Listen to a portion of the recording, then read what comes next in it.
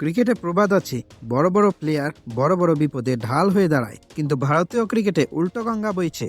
অজিত আগারকার আর গৌতম গম্ভীর জুটি মিলে শুভমান গিলকে কি বানাতে চেয়েছিলেন জানি না, কিন্তু এখন মনে হচ্ছে তাকে স্রেফ একটা ঢাল বা শিখুন্ডি বানিয়ে ছেড়ে দিয়েছে।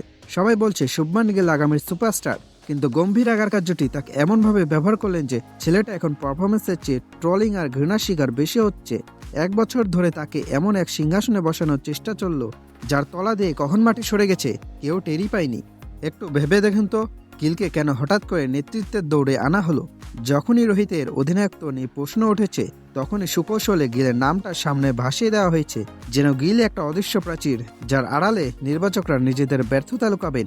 বিনা মেঘে বজ্রপাতের মতো তাকে বিরাটের উত্তরসূরি আর রোহিতের বিকল্প হিসেবে দাঁড় করিয়ে দেওয়া হলো। আরে ভাই, একটা 24-25 বছরের ছেলেকে রক্ষা করবেন কি? উল্টো তাকে সরাসরি দুই মহা ফ্যানবেজের সামনে কামানোর গোলার মতো ছুড়ে দিলেন। কোনো আলোচনা নেই, কোনো মসৃণ ট্রানজিশন নেই, সরাসরি তাকে বিতর্কের আগুনের মুখে ঠেলে দেওয়া হলো। এতে কার লাভ হলো? গিলের? একদমই না, ম্যানেজমেন্টের। হ্যাঁ, তারা নিজেদের ওপর আসা চাপের মুখটা ঘুরিয়ে দিতে পারলেন। ফল কি হলো? আজ সোশ্যাল মিডিয়ায় খুললেই দেখা যায় গিলের ওপর মানুষের রাগ, অথচ গিল কি করছেন? তিনি তো শুধু ক্রিকেটটাই খেলতে চেয়েছিলেন, কিন্তু আগারকার আর গম্ভীরের ভবিষ্যৎ পরিকল্পনার চাপে পিষ্ট হয়ে গিলের স্বাভাবিক ব্যাটিংটাই যেন হারিয়ে যাচ্ছে। যখন একজন তরুণ ক্রিকেটারকে অপ্রয়োজনীয় তুলনা আর আকাশচুম্বী প্রত্যাশা চাপে ফেলে দেওয়া হয়, তখন তাকে সাহায্য করা নয়, বরং তাকে ধ্বংস করা হয়। গম্ভীর সাহেব ডাগ আউটে বসে গম্ভীর মুখে কি ভাবছেন জানি না, কিন্তু গিলের কেরিয়ার নিয়ে এই যে জুয়া খেলা হলো, তার দায়ী কে নেবে? মাঠের পারফরমেন্সের চেয়ে এখন গিলের অধিনায়কত্ব আর অ্যাটিটিউড নিয়ে চর্চা বেশি। এটা কি গিলের দোষ, নাকি সেই মাস্টারমাইন্ডের যারা তাকে ভুল সময়ে ভুল জায়গায় দাঁড় করিয়ে দিয়েছেন?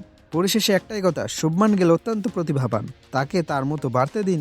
তাকে রোহিত বিরাটের প্রতিপক্ষ বানাবেন না। আগারকার আর গাম্ভীরের উচিত ইগো আর এক্সপেরিমেন্ট সরিয়ে রেখে এই তরুণ তুর্কিকে রক্ষা করা, না হলে ইতিহাসের পাতায় গিল একজন গ্রেট ব্যাটার হিসেবে নয়, বরং দুর্বল ম্যানেজমেন্টের এক ব্যর্থ প্রজেক্ট হিসেবে থেকে যাবেন।